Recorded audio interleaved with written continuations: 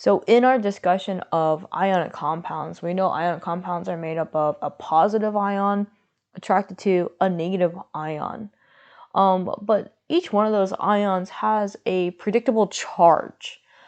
We know that sodium is going to form a positive 1 charge, but magnesium is going to form a positive 2 charge.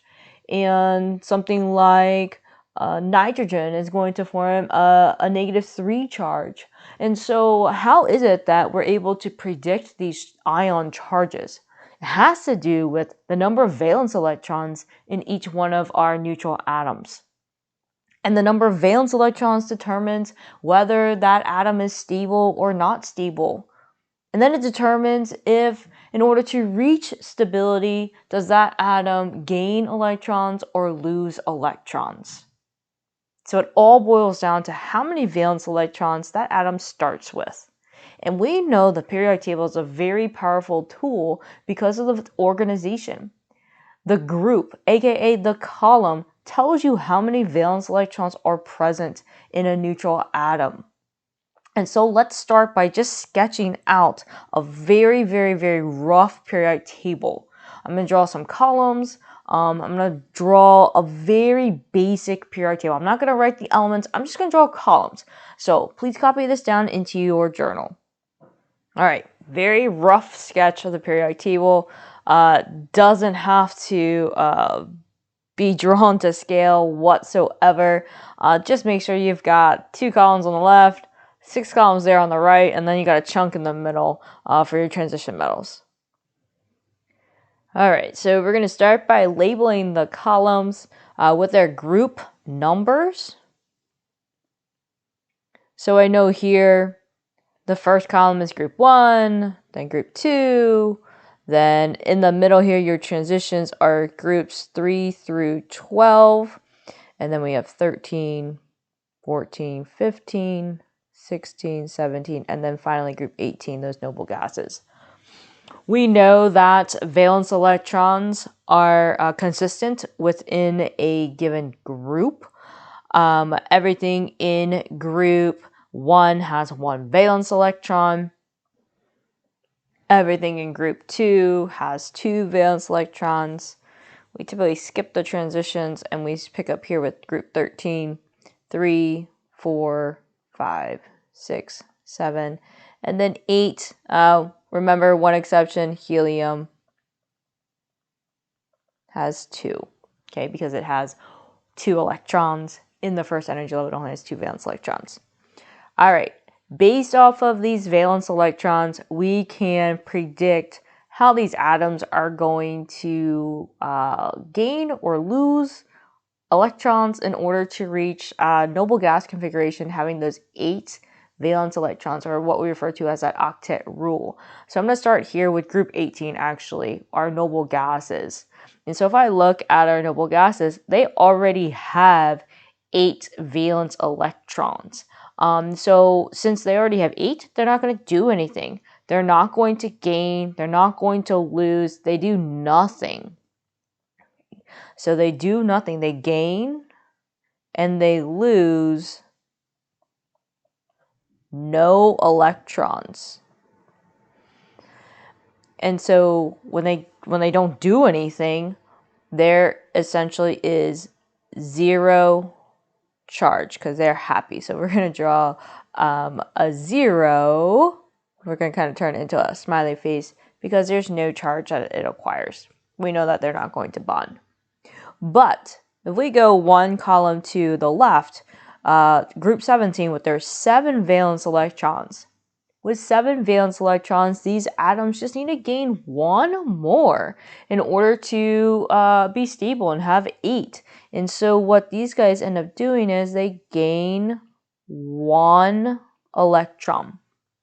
And by gaining 1 electron, they have 1 extra electron now, so they have a 1 negative charge.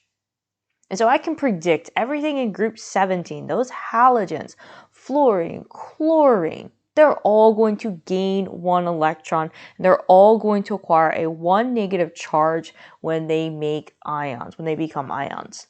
And so if I go to group 16, those with 6 valence electrons, like oxygen. How many do they have to gain in order to reach 8? They have to gain 2 electrons. And so by gaining 2 electrons, they acquire a 2 negative charge.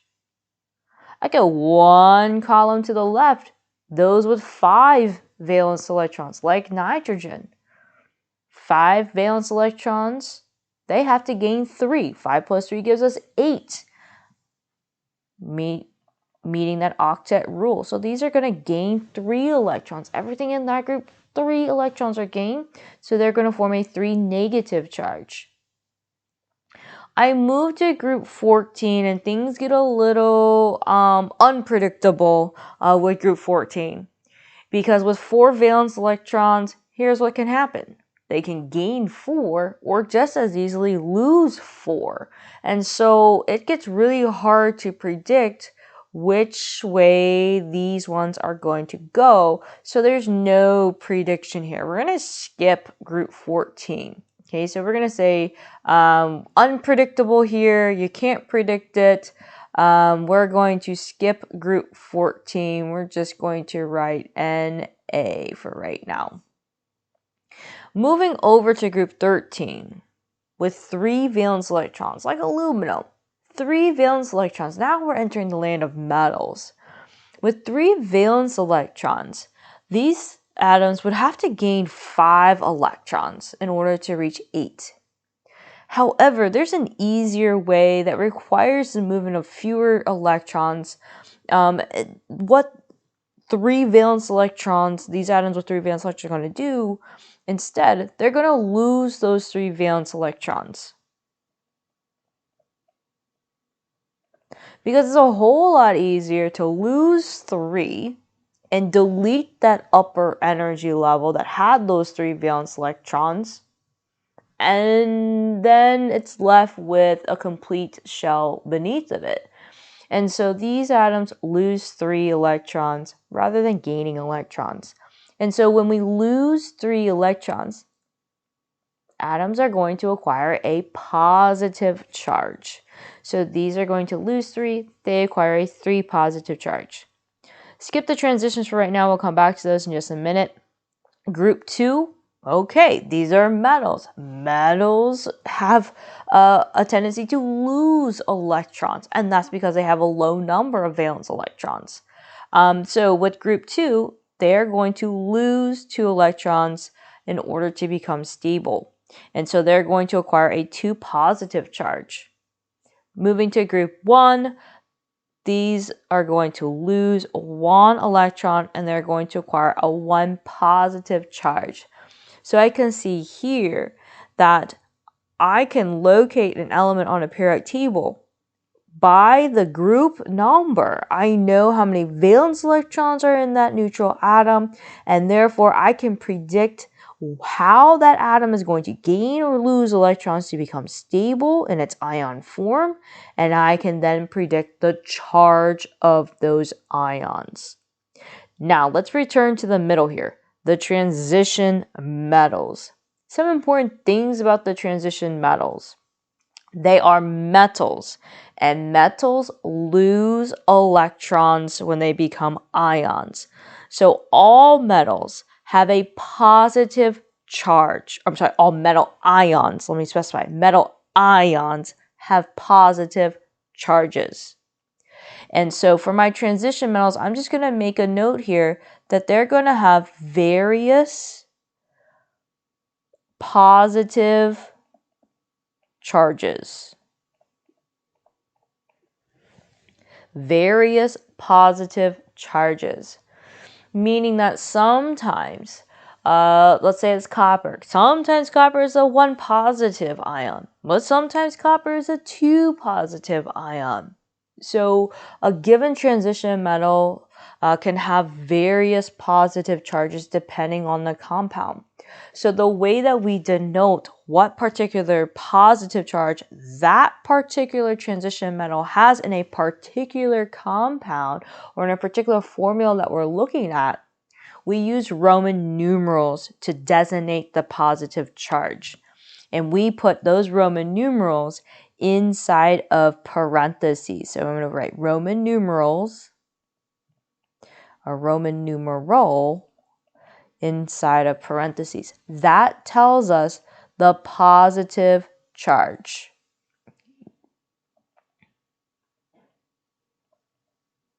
For that particular transition metal. And so let's review our most common Roman numerals that we use in naming chemical compounds in chemistry class. Roman numerals.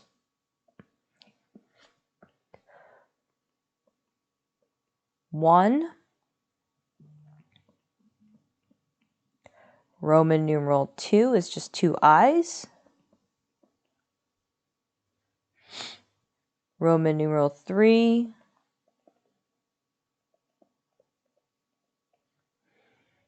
IV is 4. V is 5. VI 6. VII is 7. Those are the most common Roman numerals that we use in our class, 1 through 7. So an I means 1, a V means 5, and so if we put an I after the V, you're adding to the V, so you're going to get 6. And then you put 2 I's, you're going to get 7. If you put an I before a V, that means you take away 1. And so IV equals 4. Okay, so please know your Roman numerals 1 through 7. And we're going to take a look at how we apply these in the next lesson. So in summary, we want to be able to use the periodic table as an aid in quickly identifying the charge of a particular ion. So the group number will tell you how many valence, which then tells us the charge. So take-home messages, know the charges based off of the location, and know that your transition metals here in the middle, they have various positive charges, and we use Roman numerals to denote what particular charge for that particular compound. So again, know your Roman numerals 1 through 7.